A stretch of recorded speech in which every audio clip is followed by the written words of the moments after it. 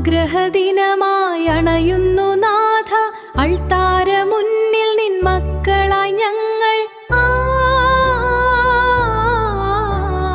ദിവ്യകാരുണ്യമേ പെയ്തിറങ്ങണമേ, അനുഗ്രഹ പൊന്മഴയായി ഈ ജീവിത വീഥിയിൽ, ഈ ജീവിത വീഥിയിൽ.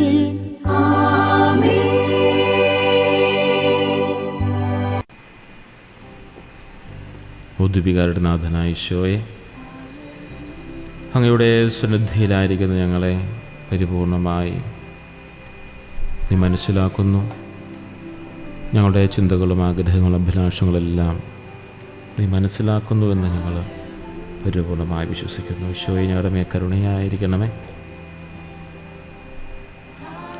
പ്രിയ സഹോദരങ്ങളെ, നമ്മുടെ ചിന്തകളാണ് പലപ്പോഴും നമ്മുടെ ജീവിതത്തെ ക്രമീകരിച്ചു കൊണ്ടിരിക്കുന്നത്. പല വിധത്തിൽ നമ്മൾ ചിന്തിച്ച് ഇല്ലാത്തതിനെ ഉണ്ട് എന്നും ഉണ്ടതിനെ ഇല്ല എന്നും ചിന്തിച്ചുകൊണ്ട് പലപ്പോഴും നമ്മൾ വേറൊരു ലോകത്തെ സൃഷ്ടിക്കുകയാണ്. തമ്പുരാൻ്റെ മുമ്പിൽ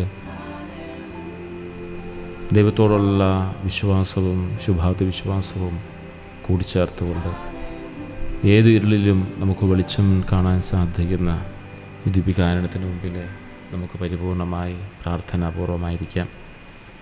ഫിലിപ്പിയർക്കെഴുതിയ ലേഖനം 4-ാം അധ്യായം 8-ാം വാക്യം: അവസാനമായ സഹോദരന്മാരെ, സത്യമായും മാന്യമായും നീതിയുക്തമായും നിർമ്മലമായതും പ്രീതികരമായതും സൽകീർത്തിയുള്ളതും പുണ്യമായിട്ടുള്ളതും പുകഴ്ചയർഹിക്കുന്നതുമായതും എന്തോ അതിനെക്കുറിച്ച് ചിന്തിക്കുവിൻ.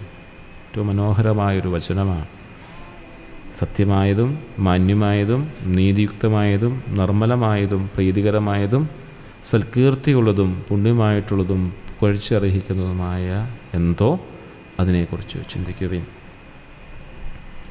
പൊതുവെയുള്ളൊരു ശൈലി സംസാരം ഇതാണല്ലോ: നാം എന്തിനെക്കുറിച്ച് ചിന്തിക്കുന്നുവോ അതായി നാം മാറും.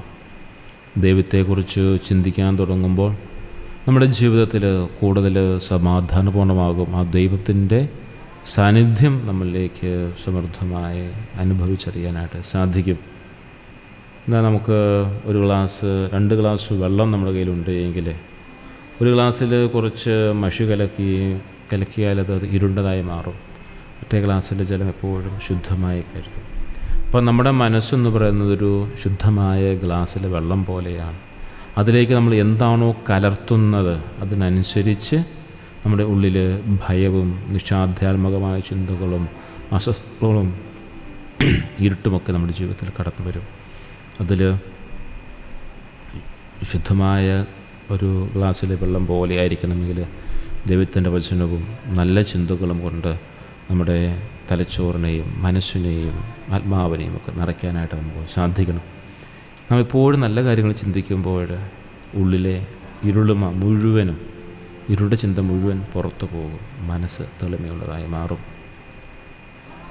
പ്രിയ സഹോദരങ്ങളെ, ദീപികാരുടെ ആരാധനയിലായിരിക്കുമ്പോൾ നമുക്ക് പരിപൂർണമായി നമ്മൾ ഉറപ്പോടെ മനസ്സിലാക്കി ചിന്തിക്കേണ്ട, അല്ലെങ്കിൽ തമ്പുരാൻ്റെ മുമ്പിൽ പ്രതിജ്ഞാപൂർവം നമ്മൾ മനസ്സിലാക്കി തീരുമാനമെടുക്കേണ്ട ഒരു കാര്യം ഇതാണ്: എൻ്റെ ചിന്ത എപ്പോഴും നല്ലതായിരിക്കും.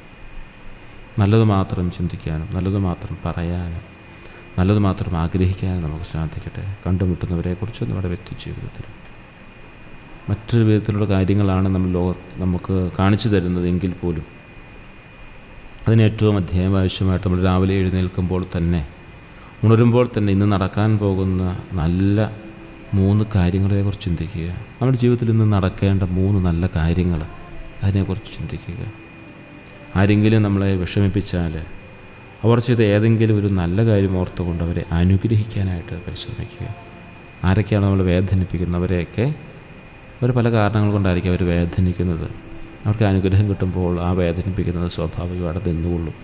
അപ്പോൾ അതുകൊണ്ട് ആരെങ്കിലുമൊക്കെ നമ്മെ വിഷമിപ്പിക്കുകയോ വേദനിപ്പിക്കുകയോ മോശം പറയുകയോ ചെയ്തിട്ടുണ്ടെങ്കിൽ അവർ ചെയ്തതെന്ന് നല്ല കാര്യത്തെ ഓർത്തുകൊണ്ട് അവരെ അനുഗ്രഹിക്കുക. അതുപോലെ ഉറങ്ങാൻ പോകുന്നതിന് മുമ്പ് ഇന്ന് ലഭിച്ച 3 കുഞ്ഞു സന്തോഷങ്ങൾ, ചെറിയ സന്തോഷങ്ങളായിക്കോട്ടെ, ഏറ്റവും നല്ലൊരു ഭക്ഷണം കിട്ടുമായിരിക്കും, അല്ലെങ്കിൽ നമ്മൾ ആഗ്രഹിച്ചൊരു സുഹൃത്ത് നമ്മെ ഫോൺ വിളിച്ചതായിരിക്കും, അല്ലെങ്കിൽ നല്ല സുരക്ഷിതമായൊരു യാത്രയിൽ നമുക്ക് പങ്കെടുക്കാൻ സാധിച്ചതായിരിക്കും. എന്തെങ്കിലും ആയാലും ചെറിയ ചെറിയ കാര്യങ്ങൾ മതി, ഒരു 3 നല്ല കാര്യങ്ങൾ അതിന് ദൈവത്തോട് നന്ദി പറഞ്ഞ് നമ്മളെ കുഞ്ഞിപ്പോൾ ഡയറി എഴുതുന്ന സ്വഭാവം ഉണ്ടെങ്കിൽ ആ ഡയറി നമുക്കൊന്ന് കുറിച്ച് വയ്ക്കാം. തമ്പുരാൻ്റെ വലിയ കൃപകളെ ഓർത്ത് നമുക്ക് നന്ദിയോടുകൂടി എപ്പോഴും തമ്പുരാൻ്റെ മുമ്പിലായിരിക്കാൻ നമുക്ക് സാധിക്കണം. നമ്മുടെ ചിന്തകളെ നിയന്ത്രിക്കാൻ നമുക്ക് സാധിക്കും. ദൈവത്തിൻ്റെ വാക്കുകൾ നമ്മുടെ ഉള്ളിൽ നിറയ്ക്കുവാനായിട്ട് നമുക്ക് സാധിക്കും. നല്ലതല്ലാത്ത ചിന്തകൾക്ക് അപ്പോഴവിടെ സ്ഥാനമുണ്ടാവില്ല. സമാധാനത്തോടെ സന്തോഷത്തോടെ നമുക്ക് മുന്നോട്ട് പോകാം. ദൈവം തന്ന നന്മയോർത്ത് നമുക്ക് നന്ദി പറയാം. ഭാരമെല്ലാം ദൈവത്തിൻ്റെ കാലത്ത് നമുക്ക് സമർപ്പിക്കാം.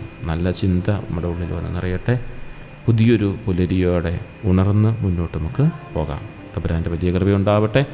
ഈശോയെ, ഞങ്ങളുടെ എല്ലാ നിയോഗങ്ങളും പ്രാർത്ഥിക്കുവാനായി ഞങ്ങൾക്ക് മറ്റുള്ളവർ നൽകിയിരിക്കുന്ന നിയോഗങ്ങളും ഞങ്ങളെ സഹായിക്കാനായിട്ട് കടപ്പെട്ടിരിക്കുന്നവരെ ഞങ്ങൾ സമർപ്പിച്ച് പ്രാർത്ഥിക്കുന്നു. ഞങ്ങൾ സഹായിക്കാനായിട്ട് കടപ്പെട്ടിരിക്കുന്നവരെ ഞങ്ങൾ സമർപ്പിച്ച് പ്രാർത്ഥിക്കുന്നു.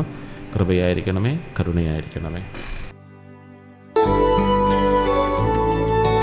ദൈവം തന്ന നന്മയോർത്തു പാടിടാം ഞാൻ, ഭാരമെല്ലാം നാഥൻ കാൽക്കൽ വച്ചിടാം ഞാൻ.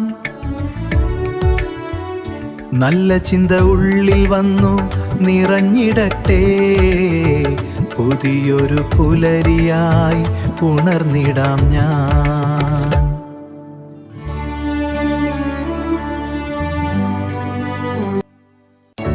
ഈശോയെ സ്തുതി, ഈശോയെ ആരാധന, ഈശോയെ നന്ദി ദിനത്തിനായി, ഈശോയെ നന്ദി കരുതലിനായി. ഈശോയെ സ്തുതി, ഈശോയെ ആരാധന.